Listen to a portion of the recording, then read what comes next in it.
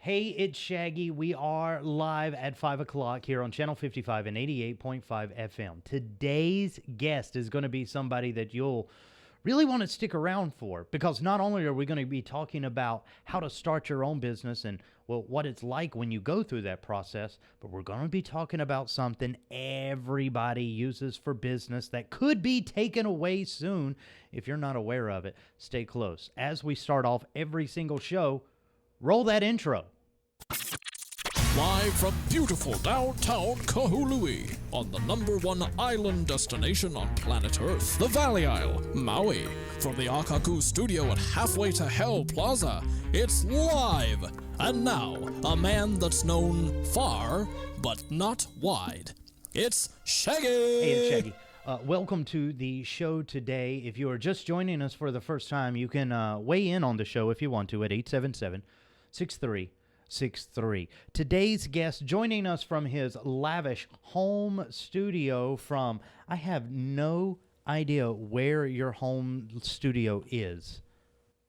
On the surface of Mars, Shaggy. No, Albuquerque, New Mexico. Albuquerque, New Mexico. So you're in Walter White territory. I am indeed, in fact. Joining me today is owner, operator, and I guess CEO and head guy in charge for Nerds Unlimited Incorporated. It's Jason Bache. Close. Nerds Limited, but hi, Shaggy. Nice to meet you. No.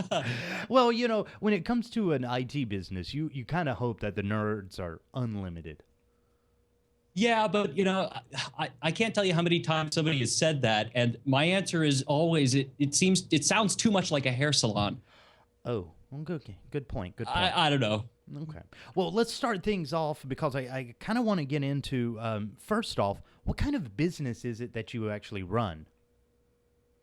Well, I started Nerds Limited in 2009, and at that point, like any truly one-man operation, I had no idea what it was going to become.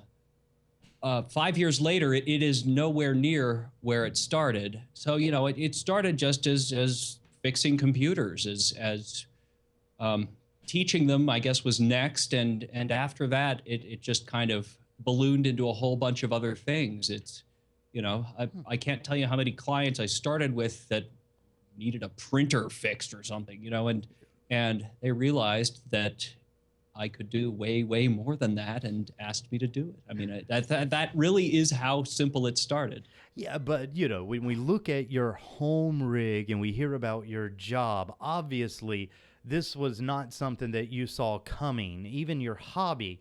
And I'm guessing that the studio is the hobby, right? The studio is the hobby. That's true. Okay, well, I'm guessing that your hobby of fixing computers actually became your job, because everybody, if you work in IT, you've had this start. Okay, follow me and see if I'm correct on this.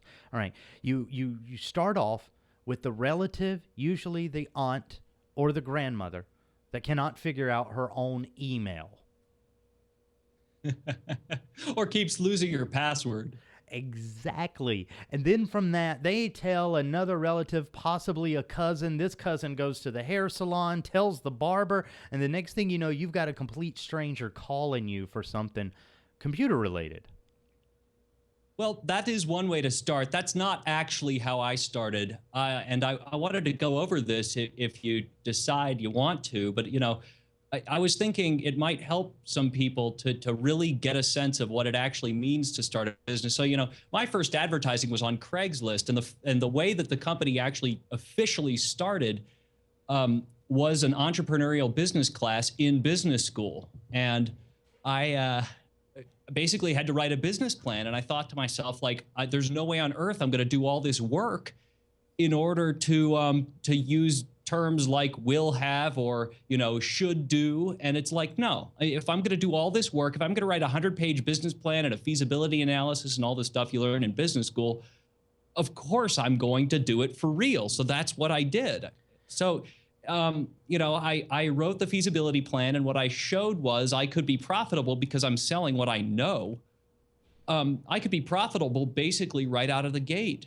Forming an LLC in New Mexico is as simple as a $50 money order and 2 sheets of paper. Whoa. So, you know, I I actually went through the steps and from the very beginning was incorporated. I know that's not the normal way to do it, but that's how I started.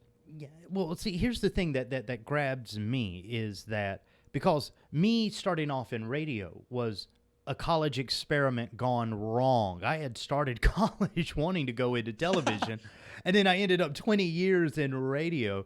But when it came time, and you were sitting here thinking about how to position yourself in a business, you said sell what you know.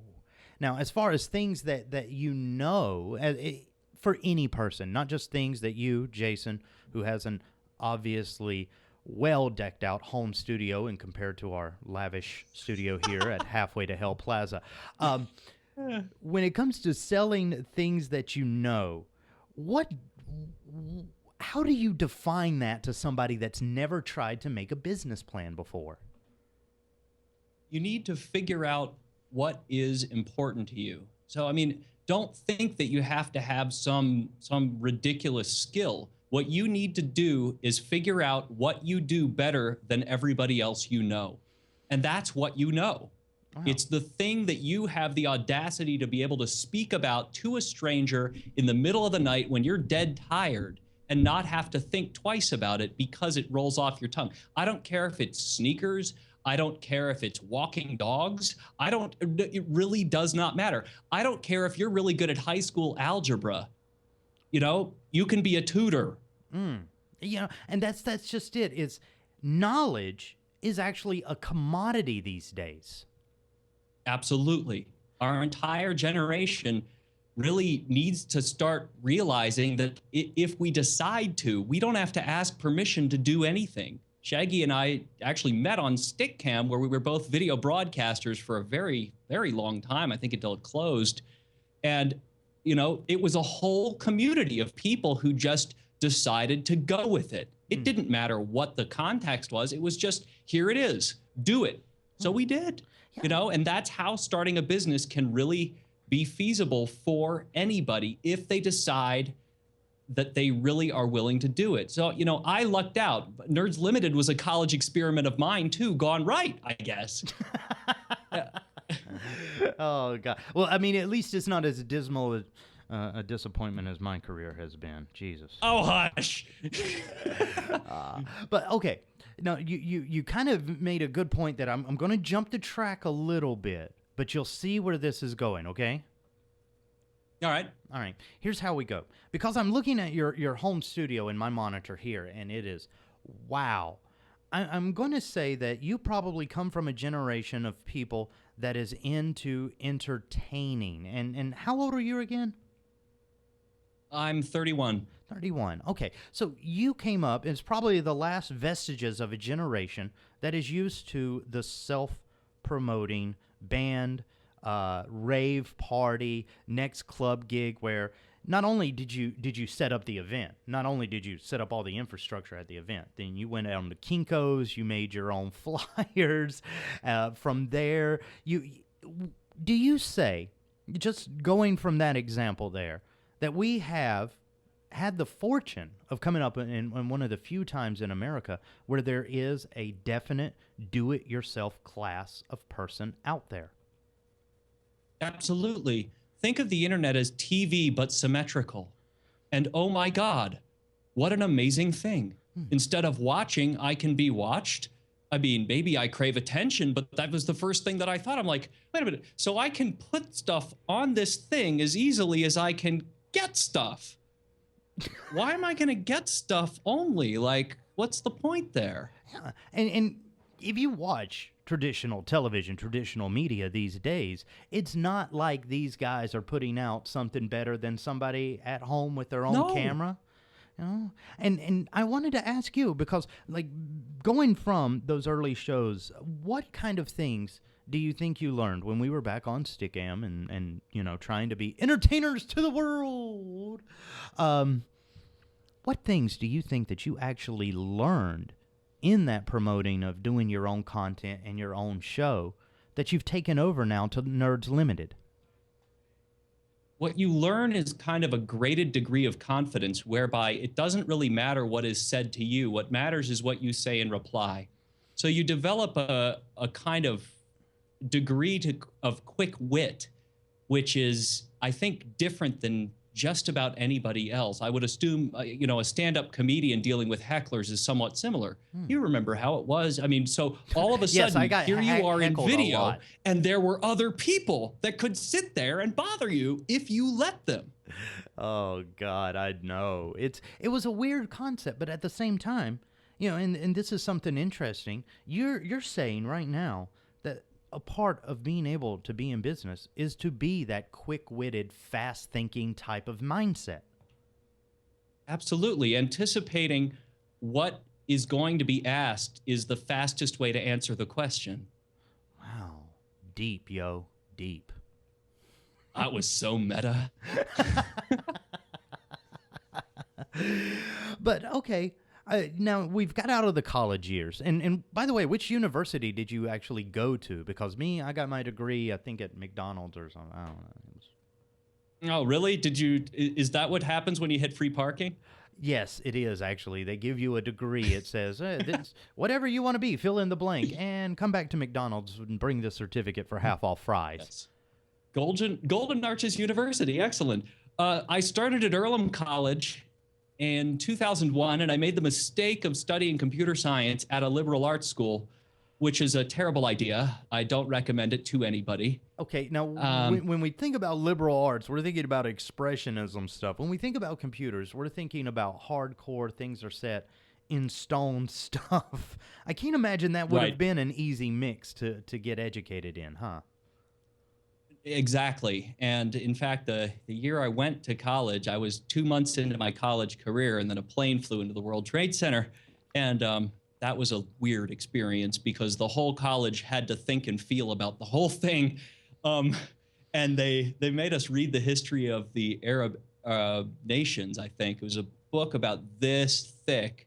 Didn't teach me anything aside from the whole administration kind of went nuts. And we weren't even that close to New York, but a lot of the kids that went there were New Yorkers. So the whole campus just kind of got turned on its head.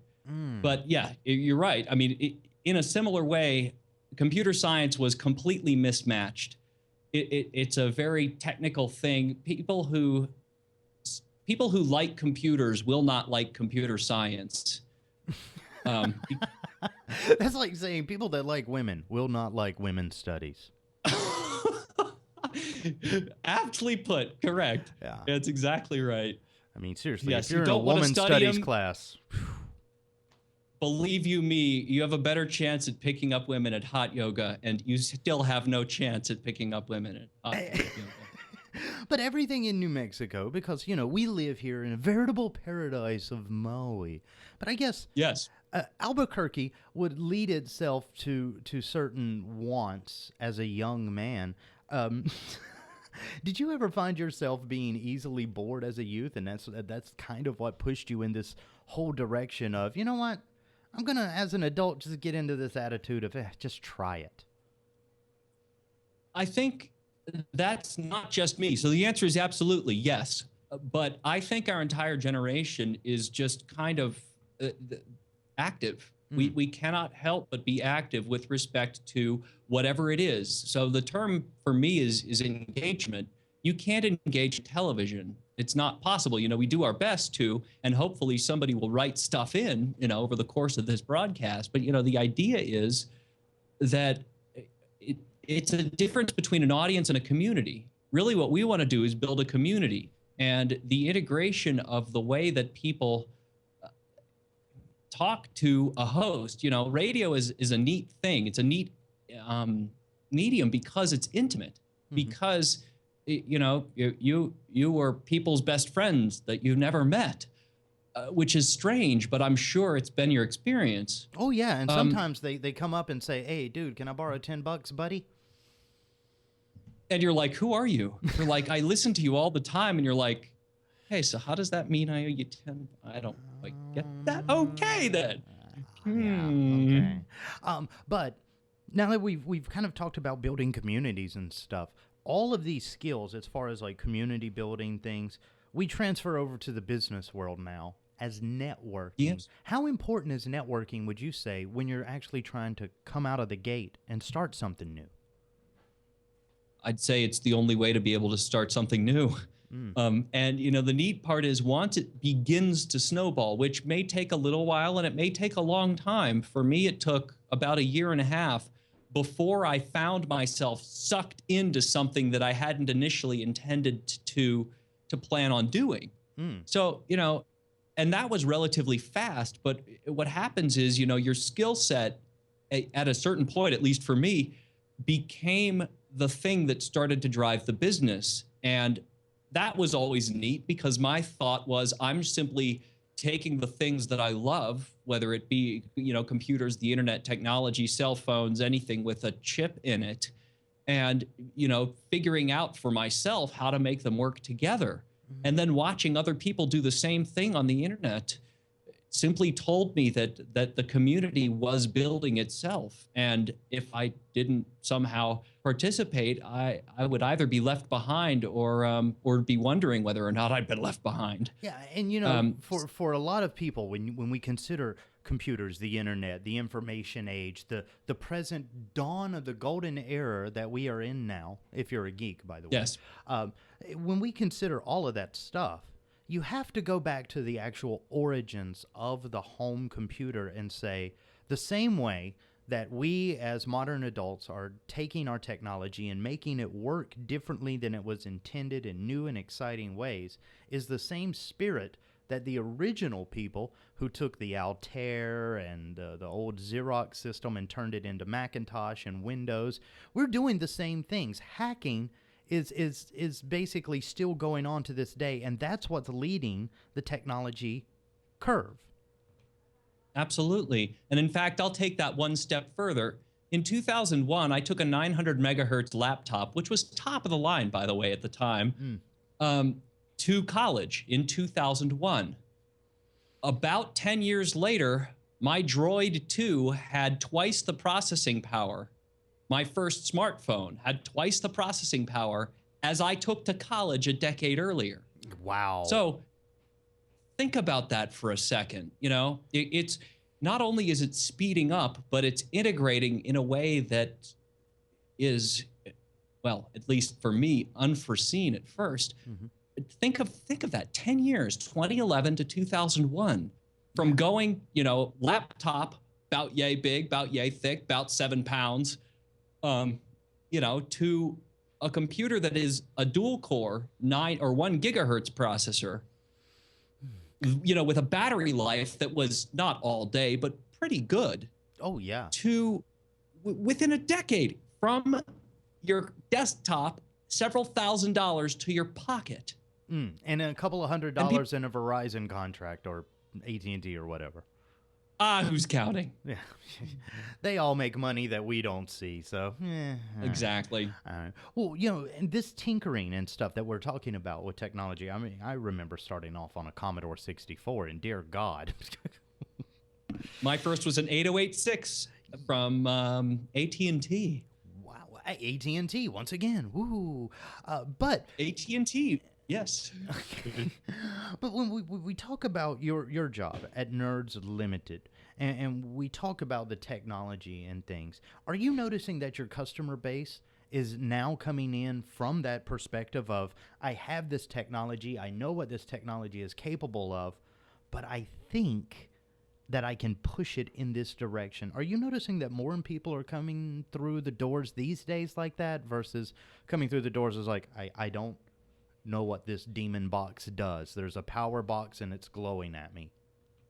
It's about 50-50. Slowly but surely, yes, people are figuring out. And I think really it's the clients that I end up kind of inspiring that come to me with these, I have a wild project, and I'm wondering how this is possible.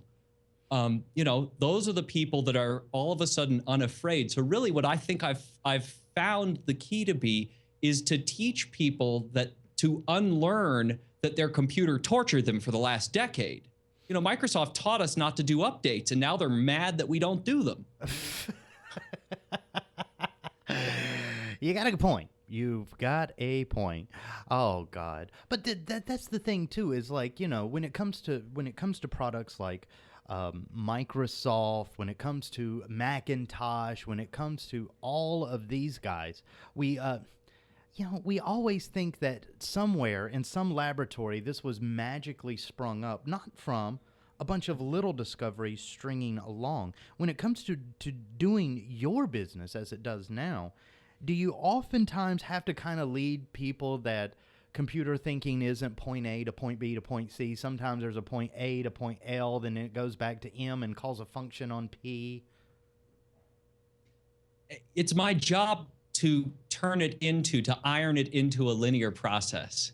So I find the quality of my thought determines the quality of my speech. And as a result, being able to think for just a moment to turn that alphabet soup into a string of linear processes becomes all the more important. So communication skills, absolutely one of the best things. It doesn't matter what business you have. One of the best things that you can have. I don't know who said it, but at some point, a quote was read to me, which was, that which I cannot teach, I don't understand. And I think that was Albert Einstein, actually. He says, if you cannot explain it simply, you do not understand it completely. There you go. Okay, see? Now here we are, being wise. All these years later. Kind of a long standing journey between the two schmucks that did online shows a long time back. Yeah, well, again, we each have our own pathway. But see, that's the cool thing, though, is because I want to, just for a second, I'm going to pull your picture up on full screen here, and I want people to kind of take a look at what's surrounding you. Now, this is a guy that runs a business that's an IT business, computers, information, but there is a mixing board.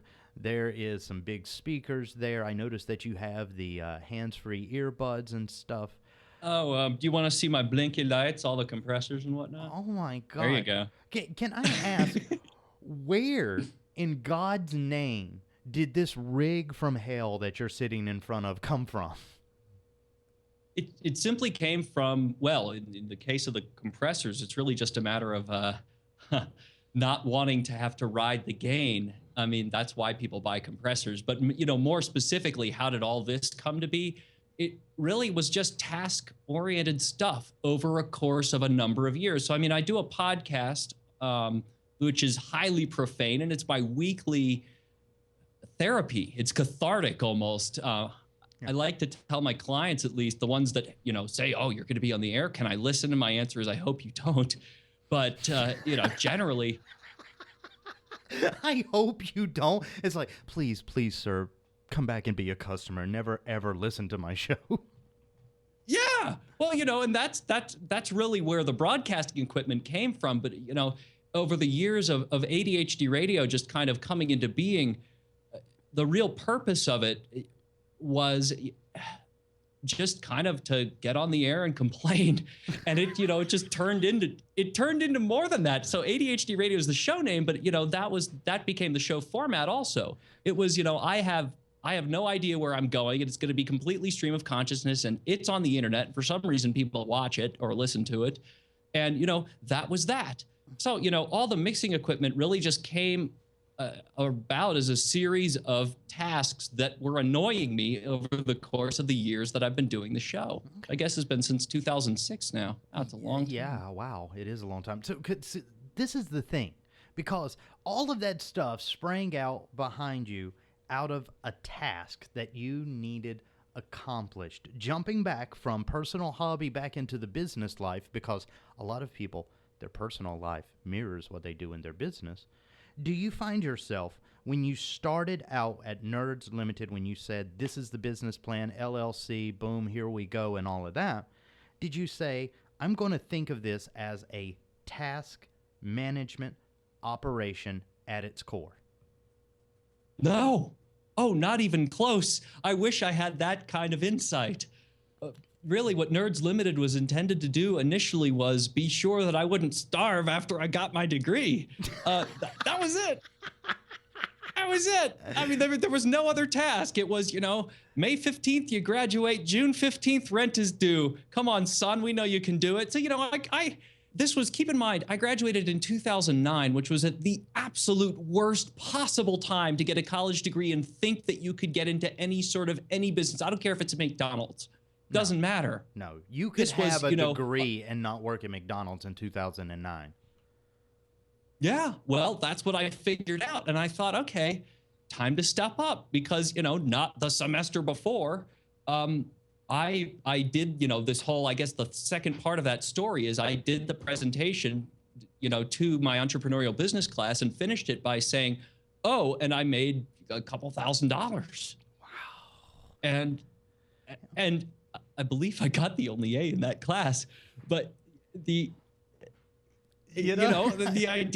idea was there. So it's like, okay, I've done this whole interview thing where you put on a suit and you become better groomed than you will ever be in your natural human life. And I didn't get any jobs. And as a result, it was both the hardest and the most rewarding thing I've ever done. And I guess I just lucked out because it worked. Yeah, so but clearly, at the end of the day, the mother of invention was necessity in this case. Well, it was necessity and kind of an inability to swallow my pride. It's like, you know what? If I'm going to go bankrupt, I want to do it before I'm 30. And I guess that's come and gone. So, I guess if I do go bankrupt, it'll be, I don't know. Yeah, well, it's not. You're not going to go bankrupt with people calling you during the shows like, "Hey, I need my stuff." Yeah, sorry about that. It's okay. It's okay. I tell you what, though, we do have to take a quick break. And when we get back, I want to talk about something that's common to all businesses, something that you, being firmly rooted in the information age and the information marketplace, will be, well, heavily debated on coming up very soon. Is that okay? Sounds good. Okay. We'll take a short break here. And when we get back, we'll talk more to Jason, more about Nerds Limited, more about setting up your own business, and the one thing that just generates all kinds of business could be on its way out unless you speak up. If you don't know what it is, you'll probably want to stay around after the break, okay? You're listening to 88.5 FM and Channel 55, Akaku 55.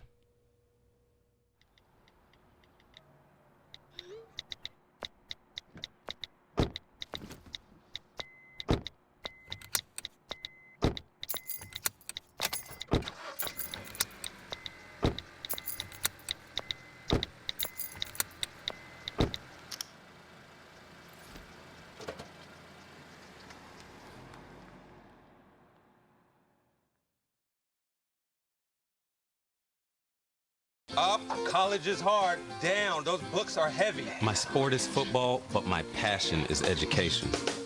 So every year, I take promising high schoolers on a college tour to show them that higher education means a brighter future. My name is Nnamdi Asamoah. I don't just wear the shirt, I live it. You can be a reader, tutor, or mentor too.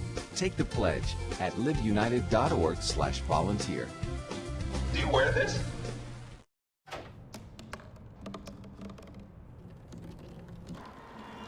Everybody has a dream.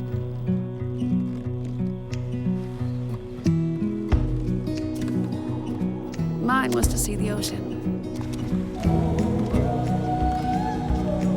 And with a little help, I made it.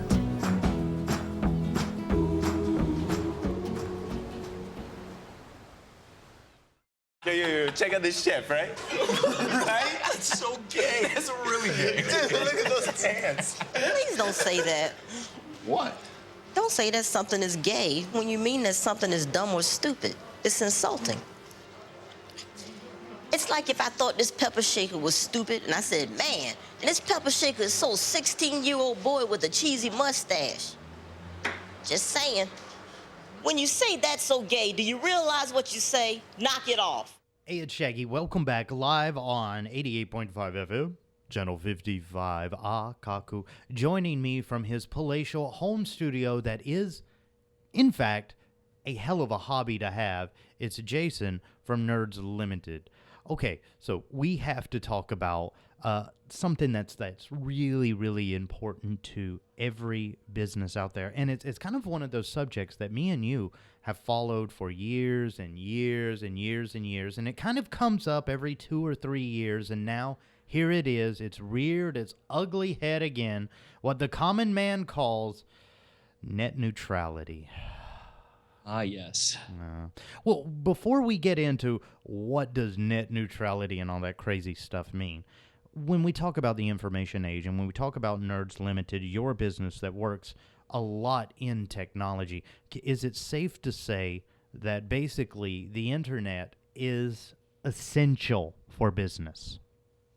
Not only is it essential for business, it's essential, I honestly think, for the kind of collaboration that allows us to make the speedy progress that is necessary to allow us as a nation, let alone the world, but let's just say the United States, to continue to prosper.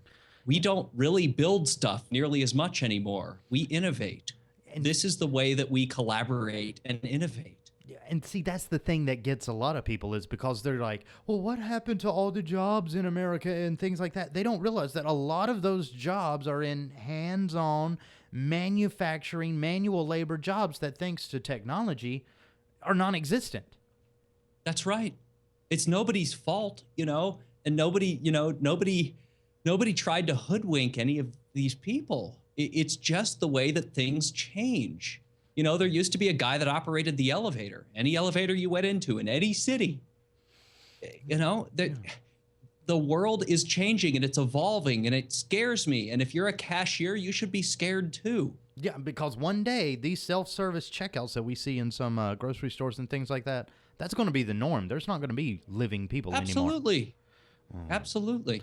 Well, when we talk about like the technology and how it's going forward and how we're taking all of this information age and turning it into a new dawn, people have to understand that one of the foundations that this whole technology revolution is coming from is the internet and the ability to take an email and send it to somebody.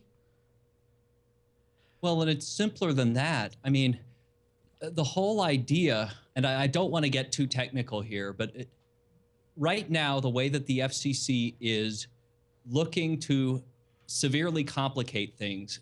Okay, let me start from the beginning. Net neutrality is what we have right now. What that means is no one piece of data can be in any way given preferential treatment over any other piece of data, just like no car on the road is given preferential treatment.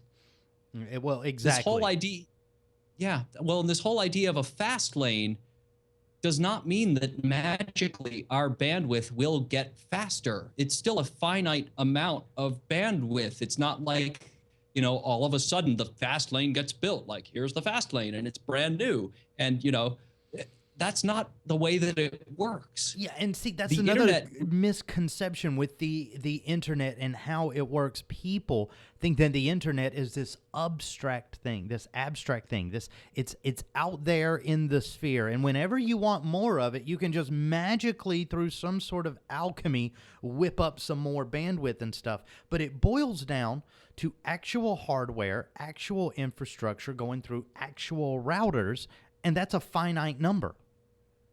It's a finite number. Now, bandwidth, were it to be a priority for Comcast, for example, they could, it's not like this is oil. They could absolutely invest more in the infrastructure, and they're not. Yeah, and it seems that's the scary part. And that's just it. It's like, because when you come to the telecoms and people like that, they're saying, well, if we can generate X amount of dollars more over what we're doing now, we can create this better, greater infrastructure. But company profits and stuff like that, they have enough money to invest in better infrastructure already. They're just trying to find a new way to fleece the pockets, I guess.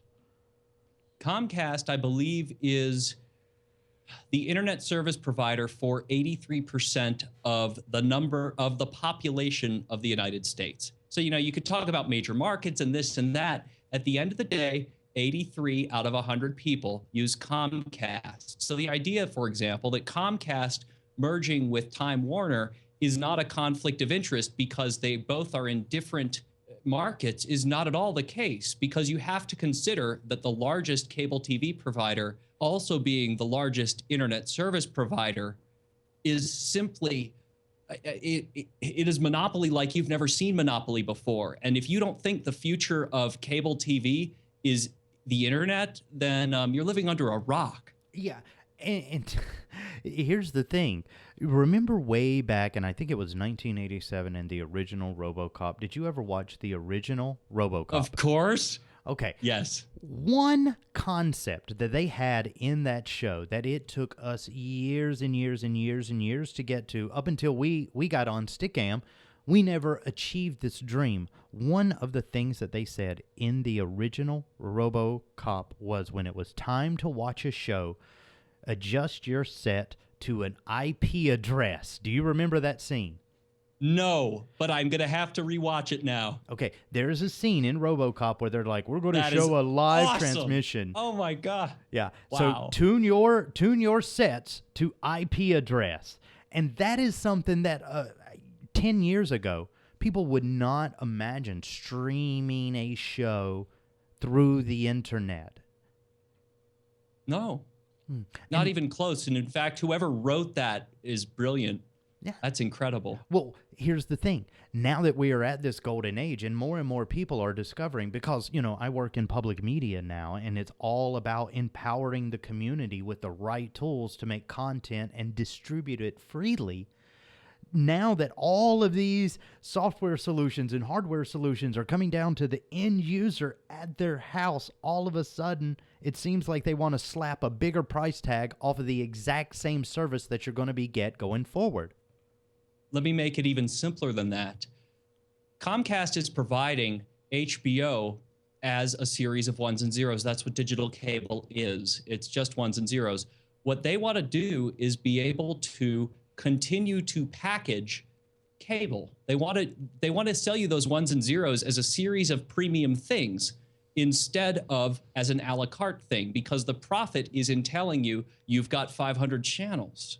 The profit is not in, $6 a month for this and $5 a month for that, because all of a sudden all of the overhead goes away. Yeah. So and we've talked about this in the past too, is that as far as telecommunications go and as far as cable, television, and broadband internet services are concerned, cable television is it's old technology. And now with Netflix and Hulu and Amazon Prime and stuff like that, now that people are cutting the cord, isn't it time that these companies like Comcast and Time Warner just realize, hey, this old business model has to go away?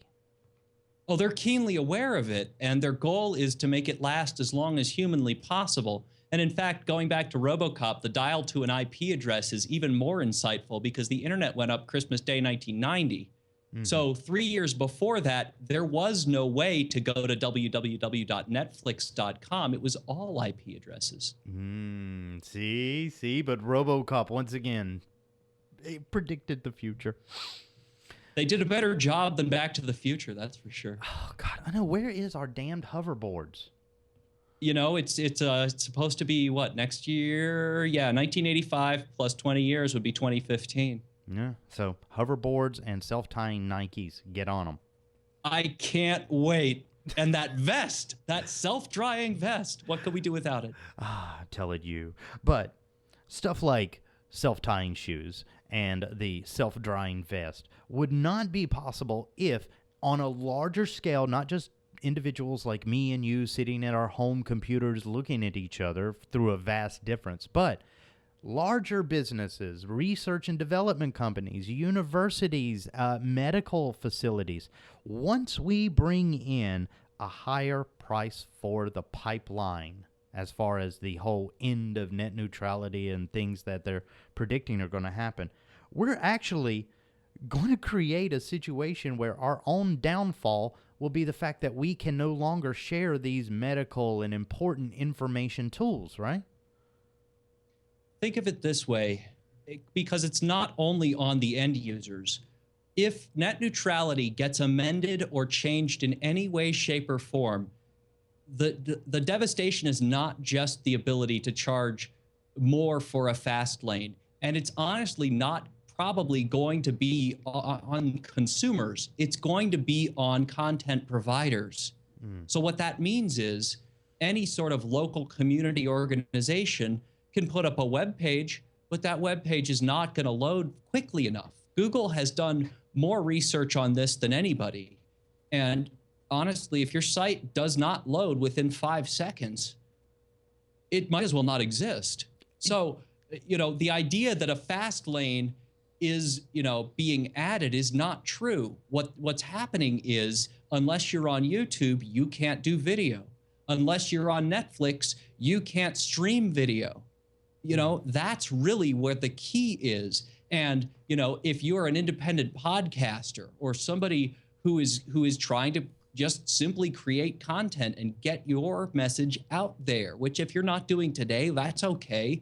At some point you might, and I guarantee your children will, that, this is not just now. I mean, the amount of rigmarole required now, and if you remember, they tried this again, previously under SOPA and PIPA. This is a very similar attempt at an amendment. And they talk about this being tied up in court for the last decade. Guess what? They were the ones tying it up in court because they hate it.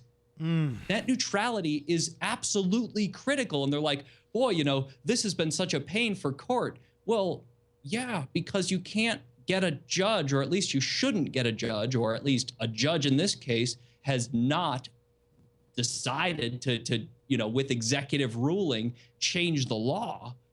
Well, okay. When it comes to describing the battle lines, though, the ones that are right now on the edge of saying never, ever, ever, ever, ever in net neutrality are mostly end users, small business people, and the ones on the other side of it are like the Comcast, the Time Warners, the Verizons, the AT&Ts. Is this a pretty fair assumption to make? Oh, it's more than a fair assumption. And, the idea that if you believe the free market will protect us and that's the way to do it, you've got another thing coming because the deck is stacked. You want to know why we get Indian tech support everywhere? It's because the ping to India is lower than the ping probably from Hawaii to California.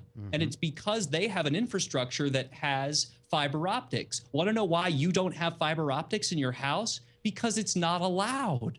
Wow. Google Fiber is fiber to the outside of your house, and then it goes in via Ethernet because FCC regulations, thanks to lobbyists, say that you can't put another piece of cable into America's households. Wow. So the free market might have a chance if it wasn't so terribly amended. And the purpose of the FCC is to defend the public's access to the public's infrastructure. That's its point. This is like somebody coming outside of your driveway and putting up a fence on the sidewalk saying, well, I know that you need to get from your driveway out to the street, but you're going to have to cross this bandwidth, and this bandwidth is controlled by X, and you don't have permission to use it. Yeah. You want to start getting permits for access to various markets? Boy, would that be fun. And it will all be very quiet the very minute that this gets chipped away. And what are you as an individual, especially with your background and the business that you run, what are you as an individual doing in this fight right now? Because, I'm sharing it on Facebook, I'm emailing my friends, I'm telling people, be concerned, be concerned, be concerned. And then when that didn't work, I just called them back and it was like, free live girls, nude pictures, click here. And click here. Yeah. I am not above lying blatantly to get people involved with this, but at the same time, my blatant lies are, go here and see some boobies. Instead, they end up signing an FCC petition. What are you doing, though, as an individual and as a business owner that is absolutely dependent on net neutrality doing? In fact, I'm going to give a solution that the older people in your audience are going to be able to comply with far more simply than the younger people. I could tell you about the various freedoms of boy, I'm blanking. I've been reading too many articles lately. Hey, I could tell okay. you This about, whole show is mostly a big the blank that we just fill in as we go. Think of it as a Bob excellent. Ross. There's no bad answers. There's only happy little accidents in the interview. Well, I could tell you about various things like click on this petition, but there are many, many, many nonprofits that you will find very, very quickly and easily if you search for Net Neutrality FCC. Do not sign an online petition. Get out a pen and a piece of paper and write the following sentences to your congresspeople and your senators. And while you're at it, Tom Wheeler, the chairman of the FCC, who, by the way, is a former cable lobbyist and cellular lobbyist. So, of course, this guy is fair and balanced. Aha! And see, here's the funny thing, too, because we take it for granted now with iPhones, with Androids, with our tablets, with our integrated messenger services in the background of our operating systems of our computer. These guys that sit in Congress and sit at the head of the FCC are still pen, paper, and fax people. Here's the thing. What they need is a postmark from their district and a physical envelope that needs to be opened. It will cost you, what, 35, 39, I don't even know what it is, cents. And that's the way to do it. The second way to do it is to call, but it's very simple. You write the following things. You don't even have to get into the details.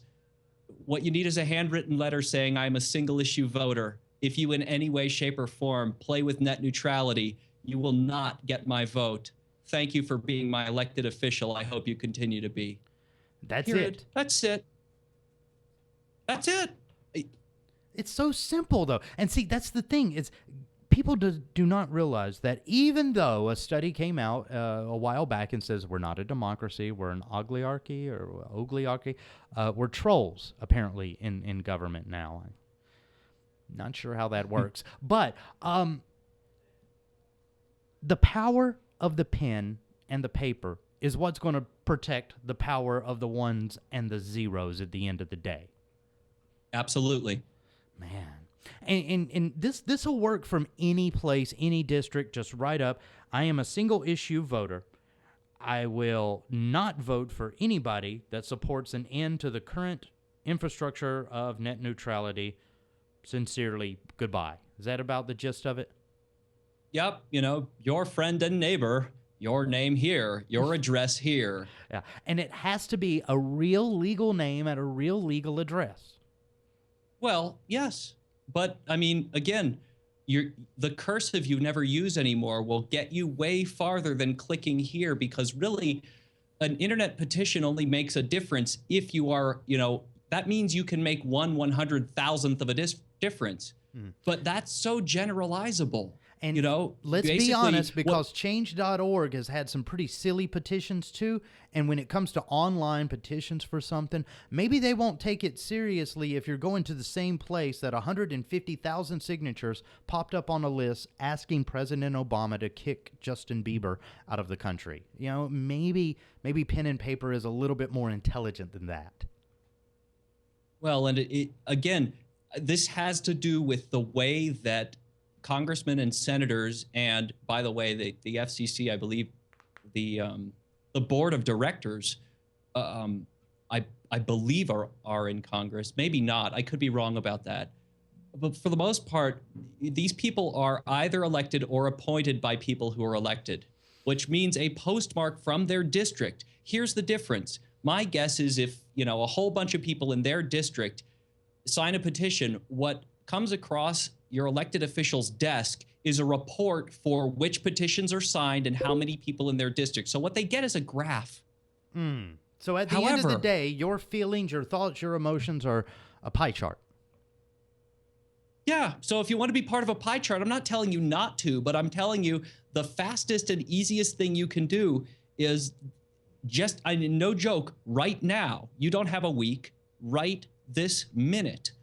Just write the following sentences and then address it to your congressperson and your senator and the FCC. That's it. Okay. Nothing else. Brass tacks here at the end of the day for the end user, not for the business owners, because, full disclosure here, I own a business that's also dependent on technology. At the end of the day, for the end user, for the guy that just wants to go up and look up his funny kitty videos on YouTube and check his email and stuff, what kind of change is this going to mean for that person should net neutrality end? What it will mean is less variety. And let me point out to you, the variety that you've had over the last 3 years has been the result of net neutrality. So what it means is a squelching of the innovation that you've come to love. And even if you hate your internet service provider, this is absolutely the very worst thing that can be done. And that's all there is to it. Ideally, what I would love to see is the backlash becoming something like the internet becomes a common carrier, and this whole thing blows up in their faces. And but the thing that I I've think noticed that's a bit of a reach. Yeah, well, the thing that I've kind of noticed too is, and I know that usually we always complain about journalism in America, but it seems like from certain sources, let's say a publication owned by AOL, net neutrality kind of takes a low profile on the news that they report, and a lot of media ventures that stand to gain because they are in bed with the telecoms are really kind of hushing this story down, wouldn't you say? Absolutely. And you want to know who's done a really good job at covering it? The newspapers. They've done an unbelievably good job. The Times, the Journal, even USA Today, although I haven't read it, I'm sure has done a decent job. What bothers me is that it seems like the modern media, the radio, the TV, have gone out of their way to confuse people about this. And I don't know if it's an honest mistake or if it's intentional. But every time I've seen any sort of broadcast on it, it's not that they're technically wrong. It's that they're clearly trying not to communicate, which, by the way, is their job. I love the fact that, we have people in a position to regulate communications that absolutely, positively, at the end of the day, do not want to communicate all that's at stake with this law. Yeah. Well, it's a catch-22.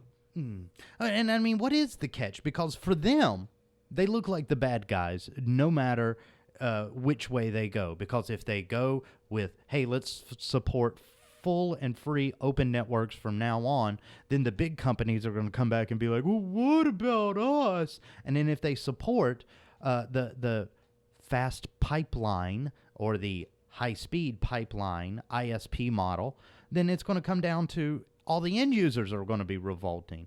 At the end of the day, if you're in that board, how do you decide which side takes precedence?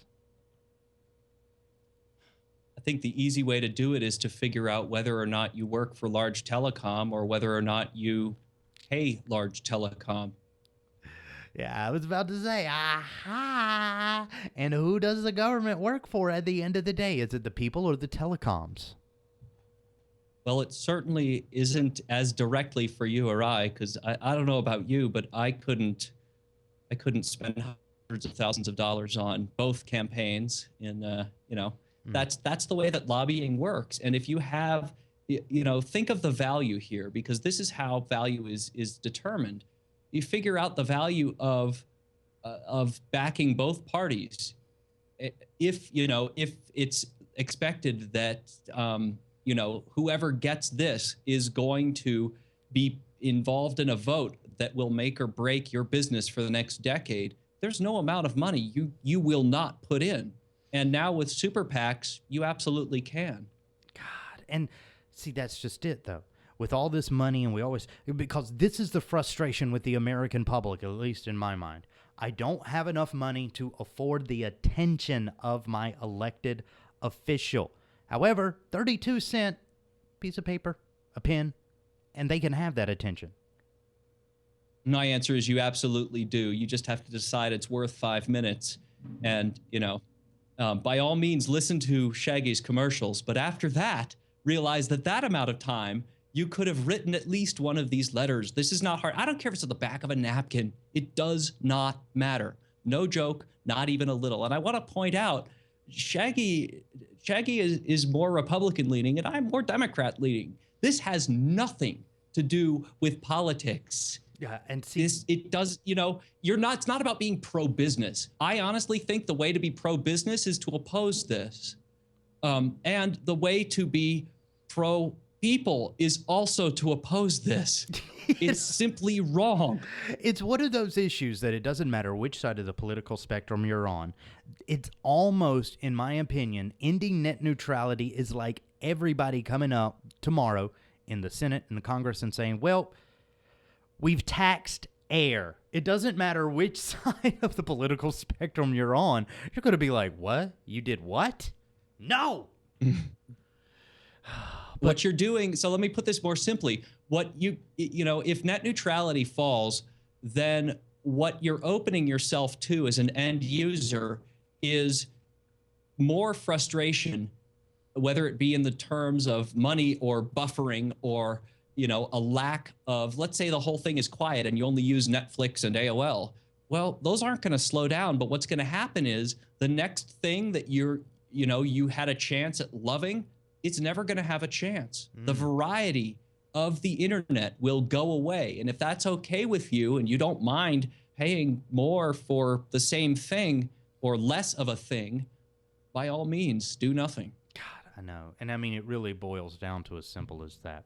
Well, Jason, I got to say big thank you for coming on the show today. I know that you've got a lot of stuff to handle at Nerds Limited, but once again, thank you. And for being one of those ones that's fighting the good fight on this net neutrality thing. And hopefully very soon, if I get a chance, I'll come back and bring you on the show and we can pick right back up with all this whole net neutrality thing. Yeah, my pleasure. Always fun to talk to you, Shaggy. Well, for everybody else, thanks for checking out the live program today on 55 and 88.5 FM. Until tomorrow, we got to go.